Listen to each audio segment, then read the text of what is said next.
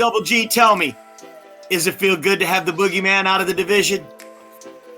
I mean, I wasn't really stressing on Aaron Rodgers. Nah, I'm just kidding, man. Look, man, he's been a nightmare my entire career, man. I'm going to be honest with you. Lately, Aaron Rodgers, not so scary, but, man, you know, I am glad, and best of luck with the Jets, man. Yeah, and Jordan Love might be able to take us. That's fine, but we don't have to deal with him anymore, and that's a big bonus for me. What about you, Russell Wayne? You glad to see him gone?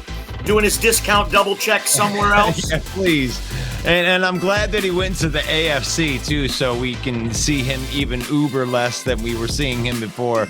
And if you're a Lions fan and you're out there and you're like, oh, he was getting too well, it's Aaron Rodgers. And this guy just put an MVP season together a couple of years back. So, yes, I am happy to get him out of the NFC North. Yeah, there's no such thing as a 4-time MVP that's not an all-time great. Okay? True. So he's an all-time great, whether you like it or not, whether you agree with it or not. He's a 4-time MVP, and we don't have to play with him anymore. Okay? So that's a good thing. Jordan Love may be the next Aaron Rodgers. We will see. But for now, I'm going to take the W that he's gone. Let's take a look at this trade real quick. Green Bay swaps picks with the Jets, 13-15 in this year's draft. So Green Bay will be picking at 13. They move up a couple spots, and that might seem trivial to some, but we know, right, that this has value, right? We see it every year in the draft, what other teams give up to just move up a couple of spots. So that actually has value. Green Bay also gets this year's second-round pick, number 42, one of two that New York has. I love that New York was able to keep the other second-round pick for their club. They also get a 6th rounder in this year's draft, number 207. And then the real interesting part of this trade is 2024. It's a 2nd-round pick. Unless Aaron Rodgers plays 65% of the offensive snaps, then it becomes a 1st rounder. So, Gregg Rice, I want to call on you first. What kind of assess the haul that Green Bay got for a 4-time MVP Hall of Famer? Well, in all honesty, Mike, I think Green Bay made out pretty well. I like the stipulation on the second trade for next year. Instead of it being based on winning a playoff game or any sort of stipulation dependent upon wins, it's based upon snap count. So Green Bay kind of really won there. That being said, we'll have to see how high that or how good that 1st-round pick is. Never know, it could end up like a Matt Stafford pick like we had for our first year. Right. Russ Wayne, what do you think? How did Green Bay do on the haul for a future Hall of Famer? I honestly thought that it worked out good, and the contingency plan with him playing 65% of the snaps, I think that's a good thing for both sides. It kind of keeps both sides in check. And I didn't think it was going to get done before the draft. I'm going to eat my crow. I'll go ahead and eat my crow. I put a video out saying that it wouldn't get done until June 1st, because I just thought that the money worked out better.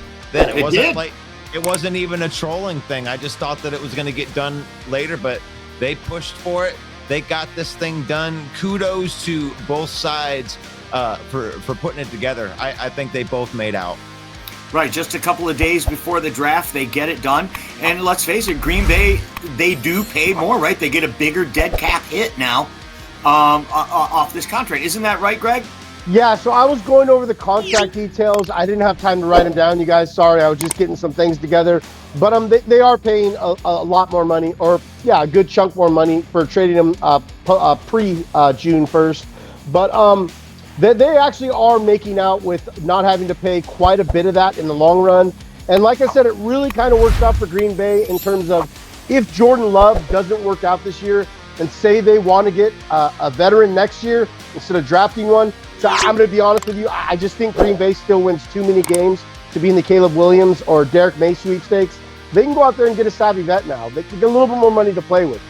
Right, and that next year's pick could be a 1st rounder. The Jets, obviously, with such a great defense, and now Aaron Rodgers and all those offensive weapons, they could be contenders for sure for a Super Bowl. So that pick is probably not going to be in the first half of the draft next year if all things play out the way they should. Of course, Aaron Rodgers gets hurt, all bets are off. He is, 108 years old. I think Green Bay could have got more. I really do. For the money that they were going to I think they could have got more for him.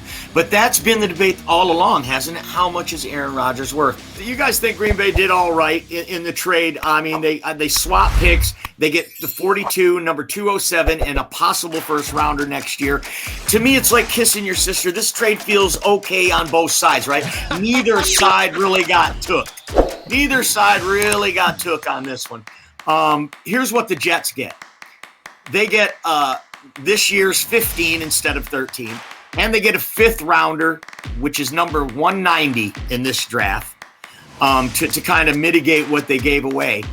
But, they also get number 12. But guess what? He won't be number 12 because Joe Namath is the New York Jets number 12. The rumor is, Adam Schefter reporting that Aaron Rodgers will wear number 8.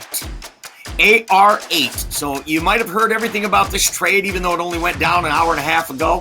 But I don't know if you've heard that one yet. So maybe we parted some wisdom on you there. He will wear the same number he wore in college at Cal, number 8, for the New York Jets.